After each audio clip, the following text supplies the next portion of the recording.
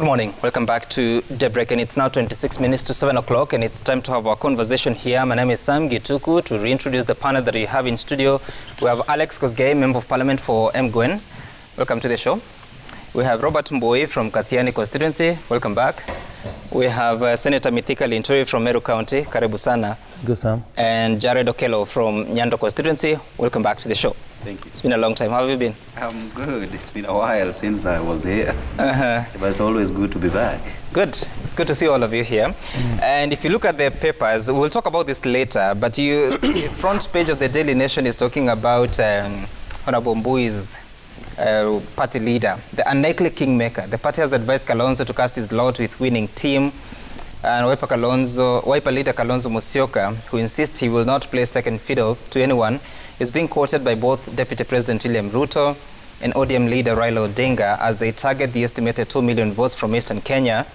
And on the front page of the Standard, same man, why Kalonzo won't be a Raila running mate, pushed to have ODM leader pick a deputy from vote-rich Mount Kenya, leaving the Wiper leader without a major role, is causing jitters among Kalonzo's allies and is a stumbling block to Kenyatta-led negotiations. And of course, you see so many other stories, including the tours of William Ruto in Kajiado, the tours of One Kenya Alliance to Kiambu County, including Thika and Githurai, and what the leaders from Northern Kenya are doing to revamp UDM in readiness for 2022 general election. And I just want to take one view here from Honorable Mbui. Is it true that your party leader is being quoted by the Deputy President's side and that of Raila Odinga? Sam, let me say that I have not been in any of those meetings, so I do not know. I cannot speak to that issue because I have not seen.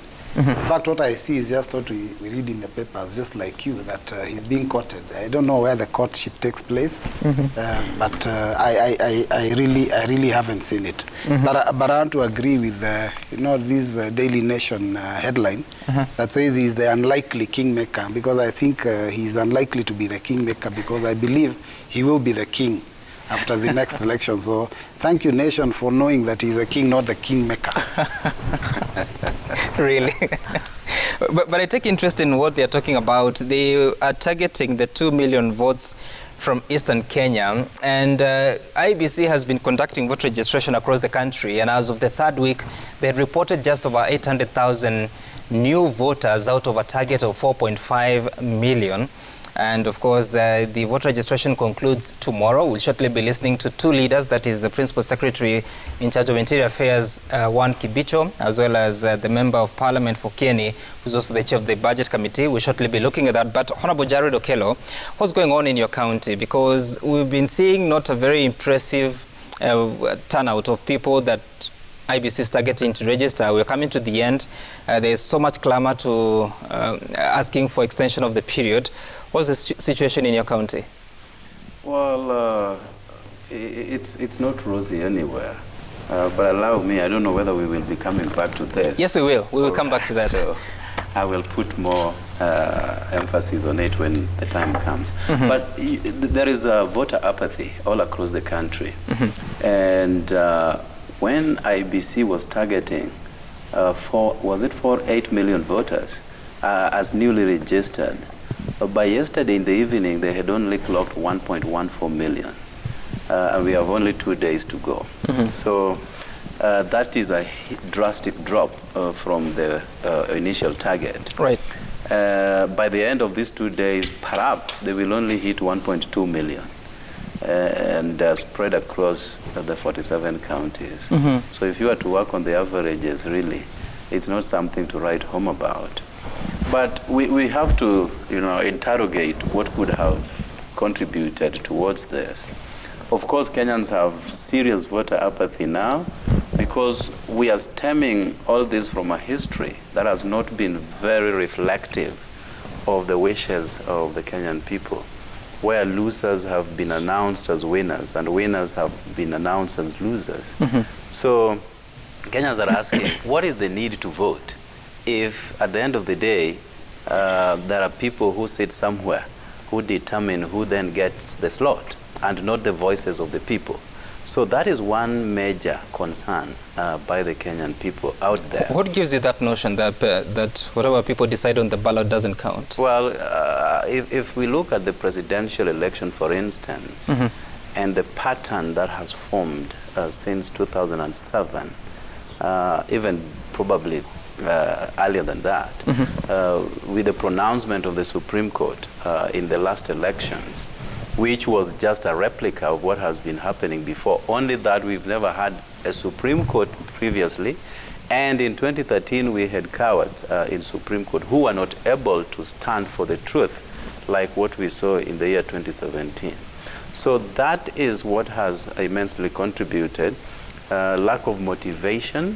Kenyans are asking if this is the government that is in place now, with the president coming out to admit that 2 billion shillings is lost in government every day, the rampant joblessness cutting across the nation, people who are having lack of faith in the leadership. So they are saying if it is the votes that bring back the same people in the same offices, then why do we even have to take our time to go out there to seek for that voter's card? Of course, there is a new culture that has developed in this country that my colleagues will agree with, that even now those who would be intending to register as voters would be asking some leaders for stipends. This is a catastrophe. Somebody wants to be paid in order to get a constitutional document, an instrument upon which leadership is premised on. So you ask yourself, where are we heading to as a country? I mean, you can't hold any simple gathering without paying sitting allowances to people. And it's something that we really have to look into. And finally, ID has become an issue. If you go to probably the DO's offices or chief's offices, you'd see piles and bundles of IDs that haven't been collected to date. So if those IDs are still lying in government offices, how would one acquire a voter's card? So there are many, many issues surrounding the voter apathy in general. I'm just looking at the statistics of Kisumu County. By Monday last week, you had registered 23,000 new voters. I'll tell you what the target is, but for Meru County, you had registered 24,000, so not very far different in terms of the new listing. But what is the situation like in your county, and what are the concerns, and what do you think, because we're coming to the end of this process, and IEBC obviously will not achieve its target, what then happens? Sam, I think there are many factors that you may attribute to the low voter registration across the country. And some of the factors that cut across the country is that you realize most voters are mobilized by the would-be candidates for whatever positions they will be running for in the next general election. So we are in a situation where even the current political office bearers do not or are not completely sure of what positions they are going to run for in the next general election.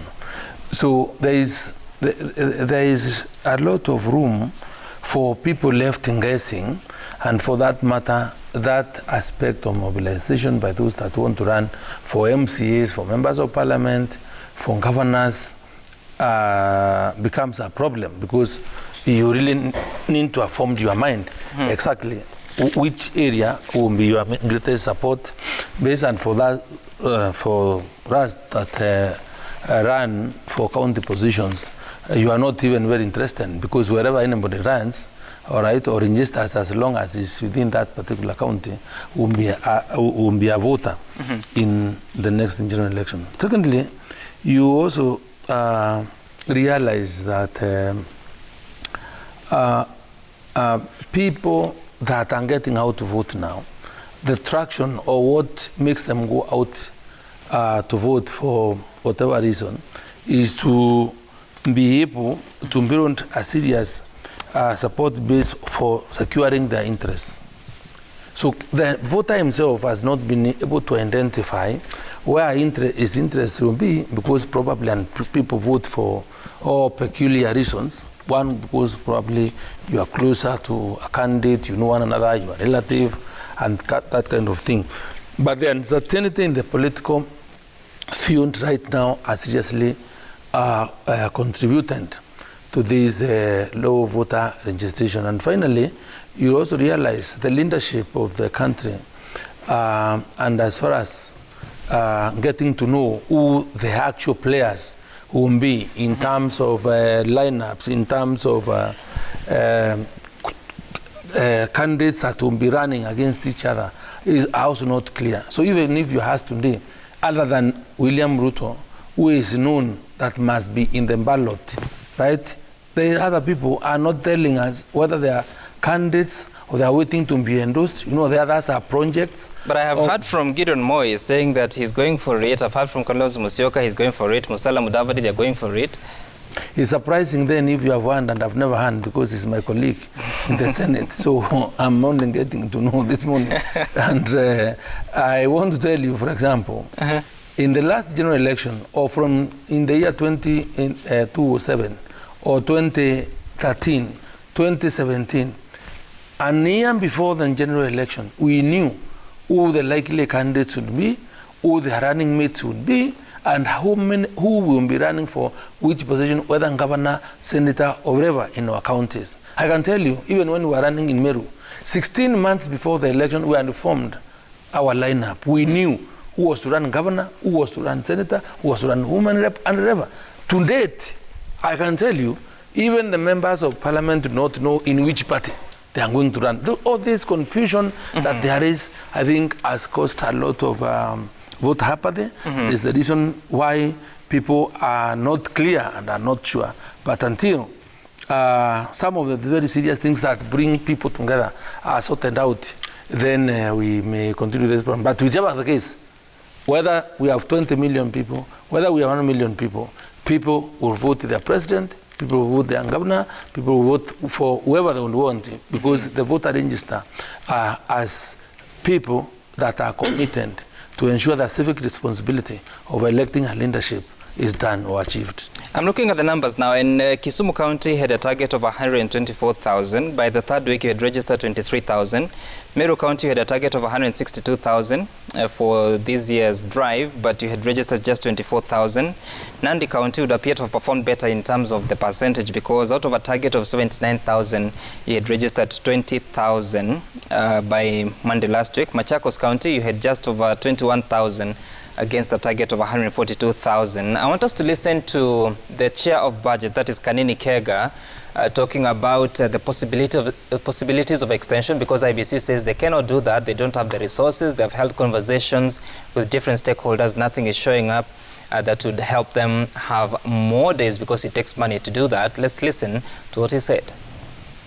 We don't have enough funds to have an extension, and I don't see, from where I sit as the chairman of budget, I don't see us appropriating more funds for an extension. Maybe next year, early next year, there could be another window of second enhanced voter registration. But for now, we want to beseech Kenyans. We have 2 days.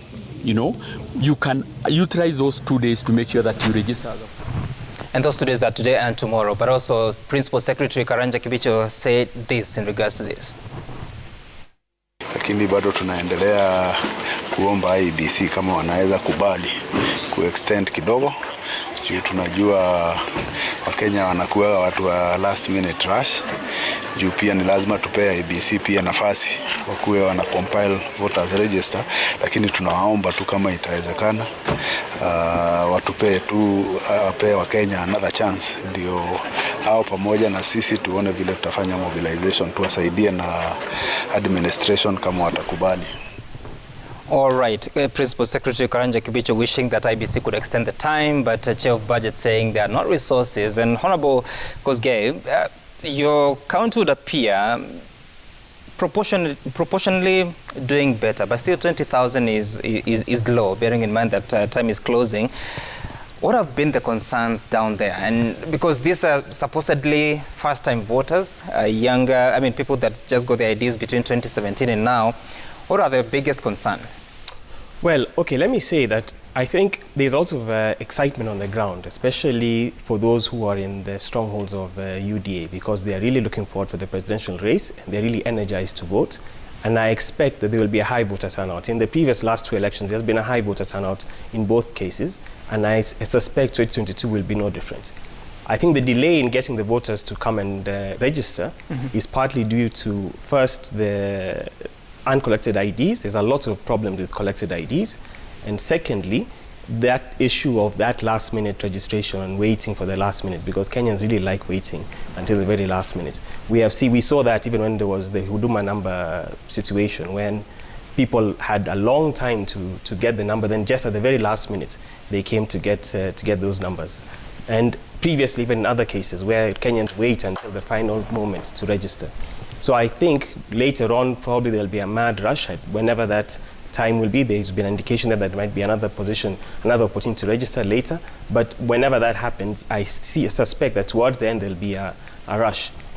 However, there's another element, which is what my friend, my colleague, Honorable Jared, talked about.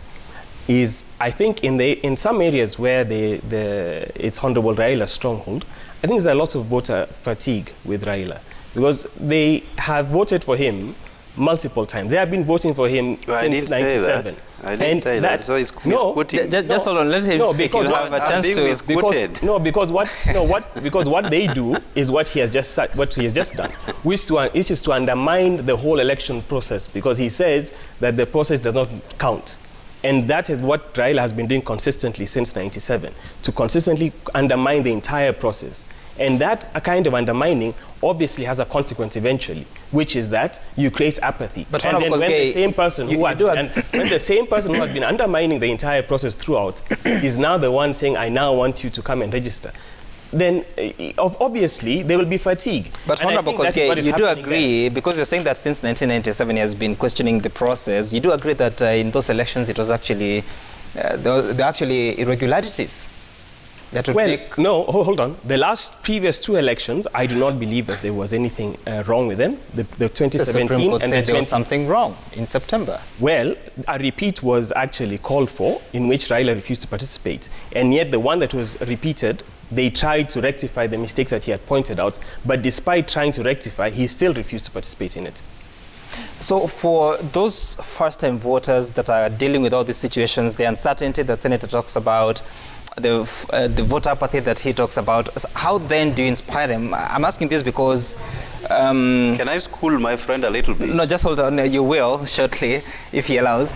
But what do you tell them, those first-time voters that feel the fatigue or the frustration to participating in such a democratic process?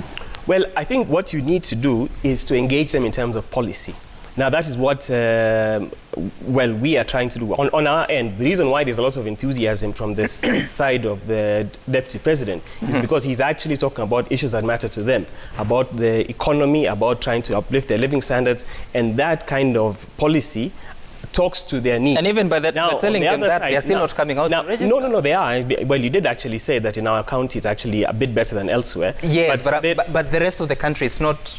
Well, I just said the 2 reasons why I think that could be the case. One was the issue of last minute, and the second one is the issue of IDs. But I think that eventually that enthusiasm is definitely there.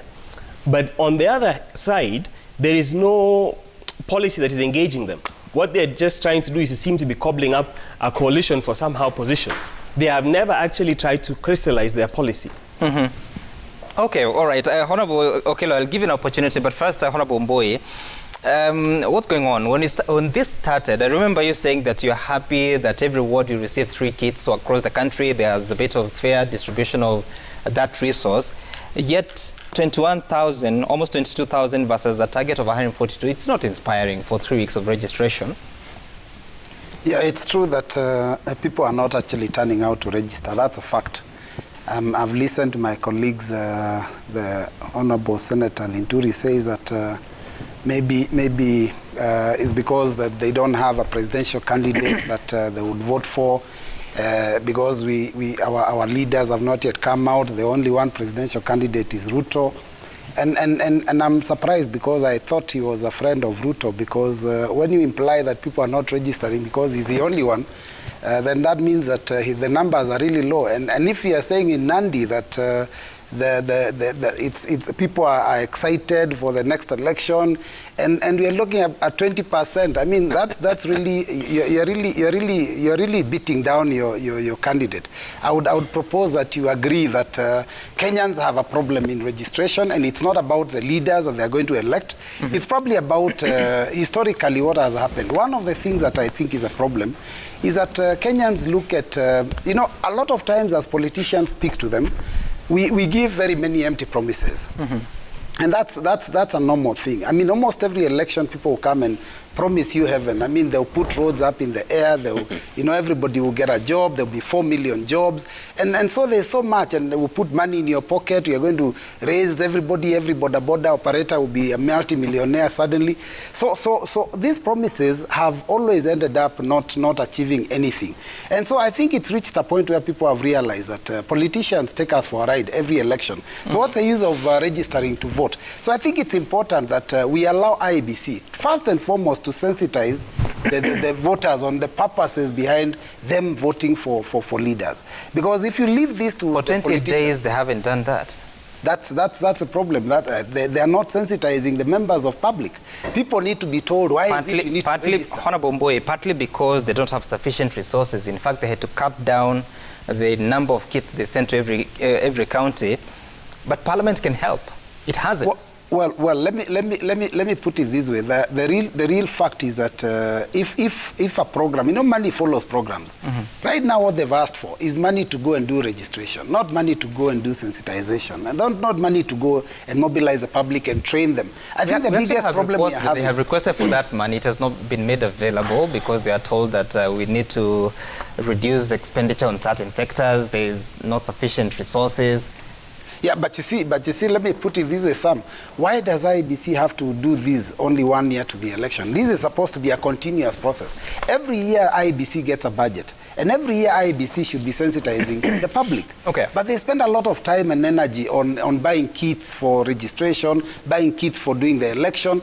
A lot of money needs to also be spent on training. And let me tell you, it's not very expensive to do that, because all you require is probably 1 or 2 people in every constituency to just go around on a continuous basis. IEBC has got officers in every constituency as we speak now.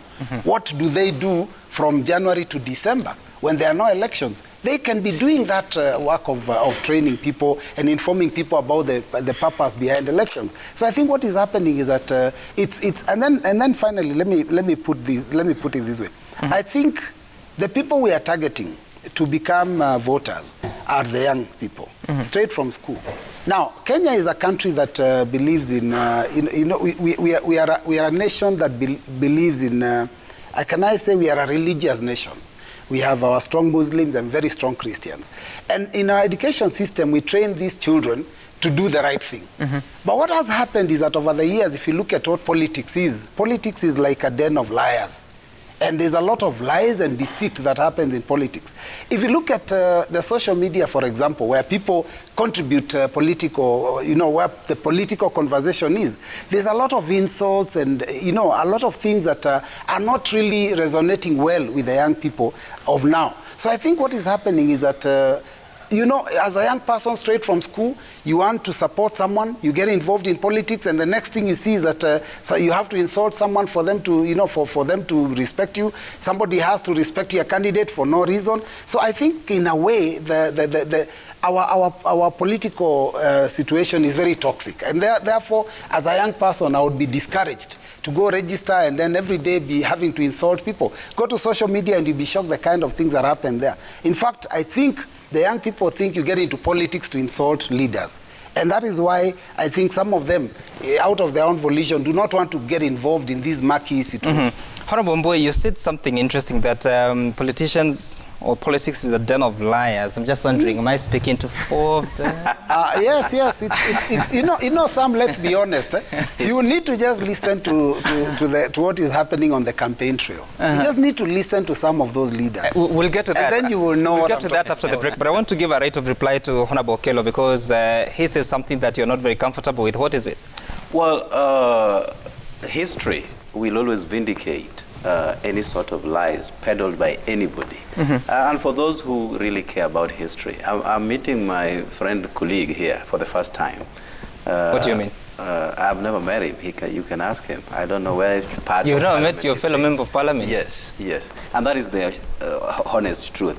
But suffice to say, his dad... No, wait, is that so? You've never met? I don't think we have, actually. I do not know. I think, he sits on the other side of the house, and I do not know how. We have not really interacted. Yeah, we haven't met. Anyhow... You excuse them because that is an high school. The World National Assembly is such a huge gathering. You can say that the National Assembly is a high school. It is a high school. That I can tell you. And Anyway.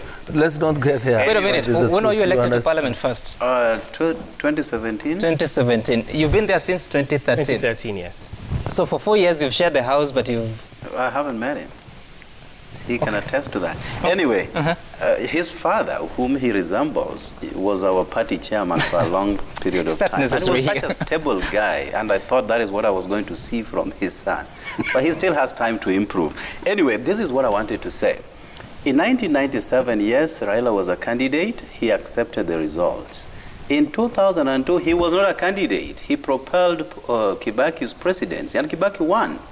In 2013, yes, he was a candidate.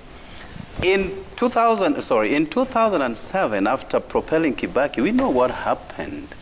The Electoral Commission of Kenya. No, I think he means after propelling Kibaki in 2002. And two, yes. Then we come into 2007. We know what happened, okay? ECK, which was, controlling the electoral enterprise, received an international condemnation for a poor job. And the international players, such as the United States and others, had to intervene to bring peace into this country by crafting a grand coalition government, something that we did not agree with, but it was fine under the circumstances. In 2013, even though we know we won that election, the Supreme Court had a different verdict. In fact, and I alluded to their cowardice here, they didn't have the spines. They rejected an 800-page evidence. Why? Because they were fearful.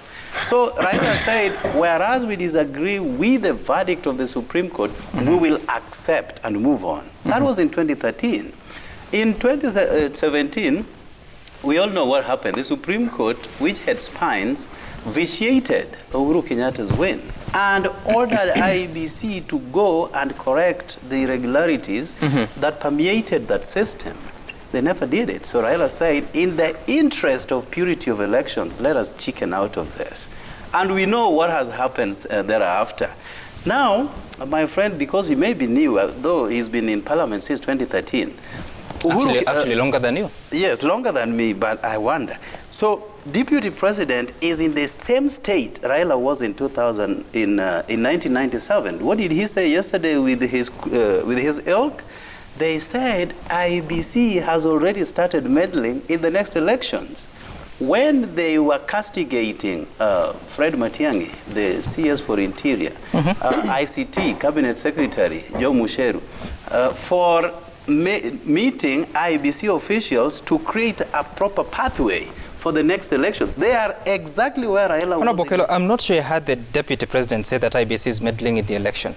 What I know is on record is that allies of him, including Member of Parliament Ndindi Nyoro, questioned the involvement of certain cabinet secretaries, and not IEBC. And Honorable well, their involvement with IEBC is what they were castigating. They had no business with IEBC as an enterprise, but they were saying the association of Interior Cabinet Secretary together with the ICTCS meeting IEBC to create an enabling environment for the next elections is akin to compromising the elections in advance. That is what they were saying. Allow us to take a break because we'll continue this conversation. Just hold on. We will continue this conversation because there are quite some concerns that have come from the Deputy President's side. How does the country make it a level playing field so that voters can go to the ballot, make their choice, but even before they do that, they come out to register? The registration drive concludes tomorrow. No resources for an extension. The Chair of Budget says unless early next year. Text in your views via 22422 or Twitter at Citizen TV Kenya at Sam Gituku. We'll also be talking about what has now become accusations that you're a thief. And the Deputy President's side is saying, clarify who's the thief that you're talking about after the break.